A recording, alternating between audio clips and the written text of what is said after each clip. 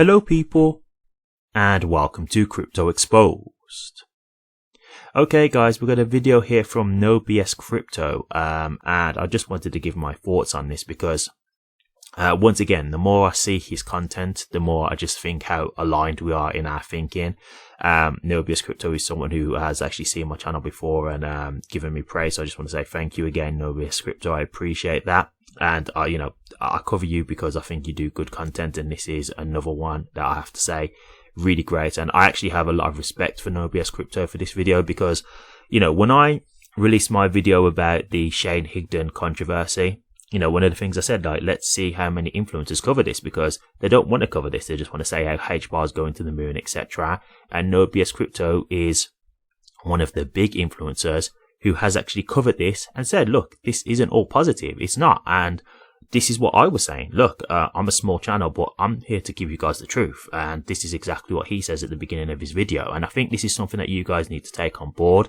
Now, look, I just want to say this from the beginning. Like, I'm not trying to act like this is all doom and gloom. And I said this in the video when I covered it before. Like, this isn't the end of Hedera or anything like that. But I just think that there's times where we just have to accept some things just aren't the best, right? Like, some things we just have to accept, like, okay, this isn't great, but it's not nothing that we can't recover from. It's not like the end of Hedera and HBAR as an investment. It's just something that we have to say, okay, this is a bump in the road that we have to get over, right? So I just want to cover some of the things that have been addressed in this video and, give you my thoughts. Okay, so the first thing that he says here, and this is perfectly aligned with what I say. He says, look, I'm not in crypto to be like married to bags. I'm not here to just be like a cheerleader for one particular crypto. I'm here to make money. I completely agree about this. And he said, this is why when I'm here to, give you guys content, I'll give you the good and the bad, because it's not about just, being committed to one coin. It is about just trying to get as much money as you can in a bull run. I agree. I own 20 different cryptos. So although I do specifically cover HBAR and XRP content, just because those are the ones who I have the most interest in and the ones that I research the most, I have 20 different cryptos. So please understand that I'm not married to XRP or HBAR. Like, there will be a time when I will sell my HBAR bags. Like, I make no mistake on that. And I think everybody should have this mentality. I don't think you should just be like committed to this one coin, right? Like, to me, diversification is a good thing. So I'm not saying everybody has to follow, our mentality. Like, some people may think if I can put all my money into this one coin, I've got a better chance of making more money with less value having to increase, right? So I understand there's different perspectives. But my point is just this. Don't just think one-track minded about one crypto, because there's not going to be just one crypto in this space that wins. There will be numerous. There will be numerous blockchains, networks, hashgraphs, etc. that are successful. So this is why, for me, I'm in 20 different cryptos, because I don't just think, oh, it's only going to be XRP and HBAR. No, there's other cryptos that I'm in that I'm really bullish about. For example, I'm involved in XDC. I'm really bullish on XDC. So I really don't think it's something that should be just like, just believing in HBAR alone and that kind of thing, because I think this is where it makes you emotionally reactive and it can make you make mistakes in like bull runs. And even when negative news comes up, because you're not really taking this kind of stuff on board. You're trying to kind of, put your fingers in your ears saying blah, blah, blah, like you don't want to hear it, that kind of stuff. So that was my first thing.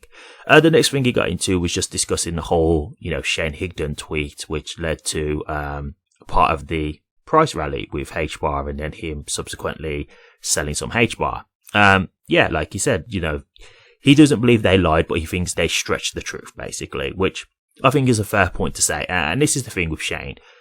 Look, I don't know if it's a thing where Shane just doesn't fully understand crypto technology, so maybe he didn't understand what had really happened and just put something that was, just misguided, or if he just outright put that out to deceive people. I'm not going to say one or the other because I really don't know. But at the end of the day, it was wrong. It's that simple. It was wrong. And in terms of him selling, yeah, it's not really great. I mean, at the end of the day, if he's been compensated in HBAR, then, you know, it is what it is. Like, he's in a position to sell when he wants to sell, in all fairness. But off of the back of that tweet, it just doesn't look good, because it looks like he was trying to manipulate the market, trying to get a pump and then sell on the pump. That's what it looks like. I have to just be completely honest there. So that wasn't great. And I agree with, no BS Crypto's general, you know, sentiment there.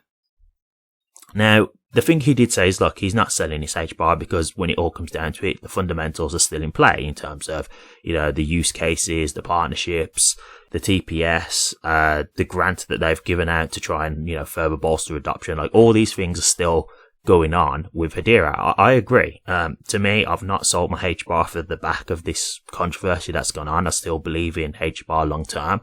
I don't think it's really the be all end all this situation. I think it's something that we will get through in the end. I think it'll just take a bit of time, and I think there's just some things that need to be addressed.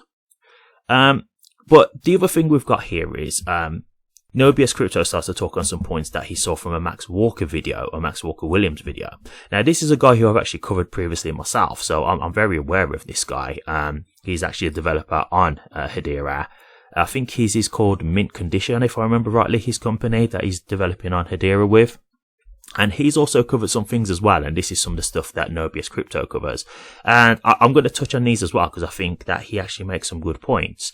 So, look, the thing that Max Walker Williams was saying was in regards to the salaries. He's saying, look, when it comes to the salaries, it depends what the person is bringing to the table as to whether the salary is overpaid or not. So he goes into like value for money. And just a quick example is he says, look, if you've got a company and you generally pay someone like 100k, but then you go to this guy who's got a very good reputation and he says, look, pay me $1 million and I will get you 3 million in revenue for your network.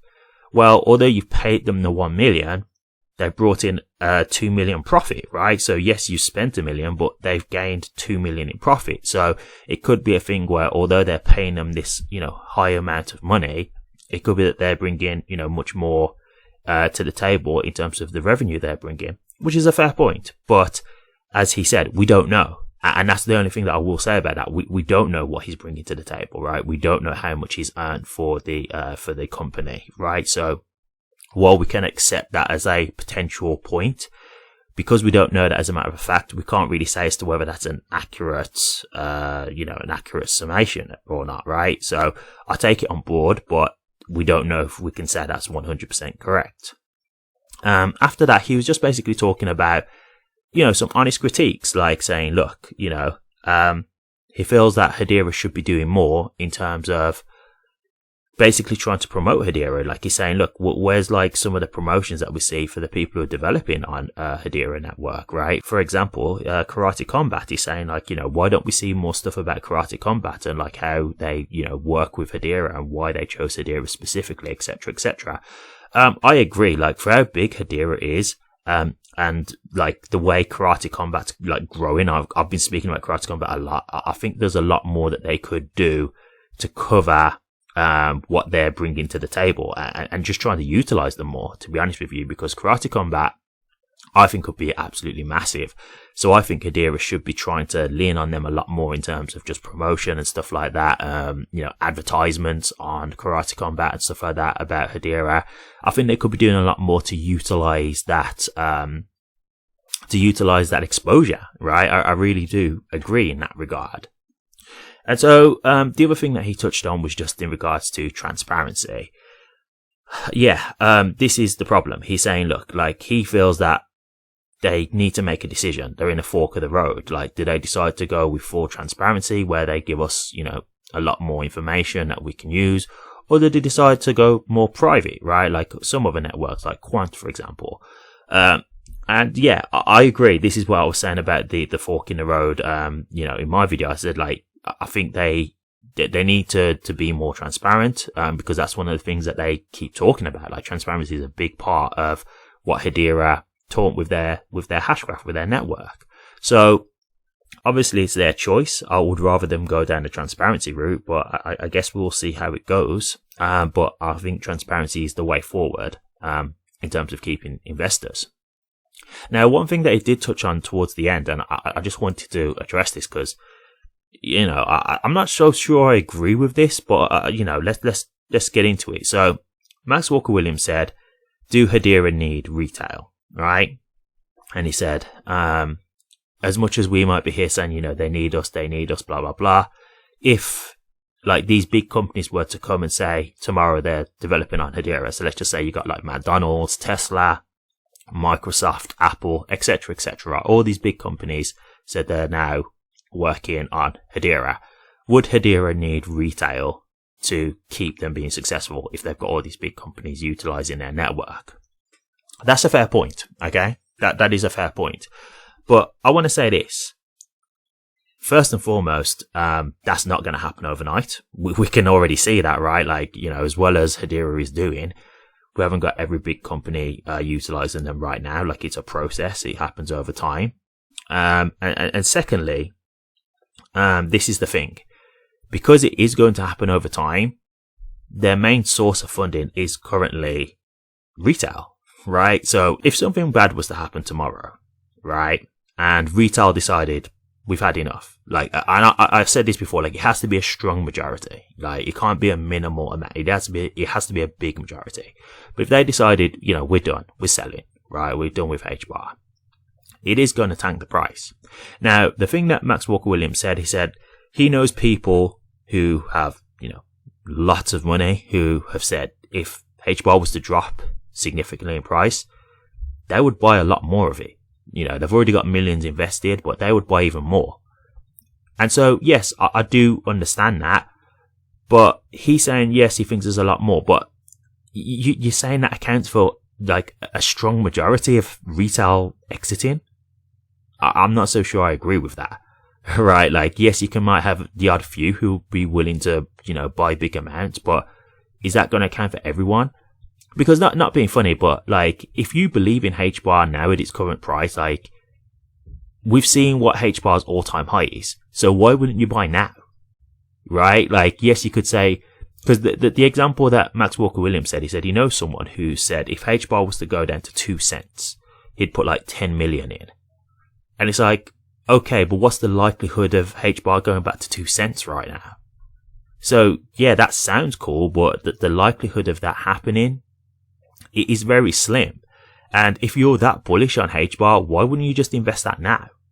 Like, knowing that the all-time high was like 50 odd cents, why would you not just invest that now in hope that, you know, HBAR is going to surpass its all-time high in the bull run and make you a lot more profit?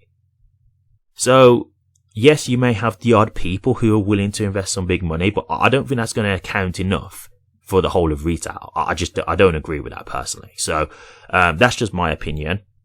I think if retail really was to leave in droves, and when I say droves, again, I have to really emphasize this. I don't mean just like the odd people. Like, I'm not talking about like, you know, 1% of retail. I'm talking like 90%. If there was a really big accumulative effort where everybody said, we're out, we've had enough, it's going to really wreck their price, and that's something that they would have to recover from, and it'll be hard for them because a lot of their funding is through HBAR. So I still stand on that point personally. But you know, who knows? Maybe there are whales out there, but for me, I think if that was the case, they'd be buying up HBAR right now because, you know, compared to its all-time high, it's still massively undervalued. So the opportunity is still there to make money. So why does it need to go to 2 cents, right? If you really believe in it that much, why wouldn't you just buy now? So that's just my thoughts on this overall. But I think this was a really great video by Max Walker Williams and by BS Crypto. I did like Max Walker Williams addressing it as well because he was honest. You know, he did give some fair critique as well. It wasn't all just positive. And like I say, guys, I do think we just have to address this in an honest way. Like, I do think we have to just, you know, really take this on head on and just accept, okay, this isn't great, but we can move past this. Like, I do think there's just some things that Hedera need to address. There's some things that they need to do, and that's how we can move forward.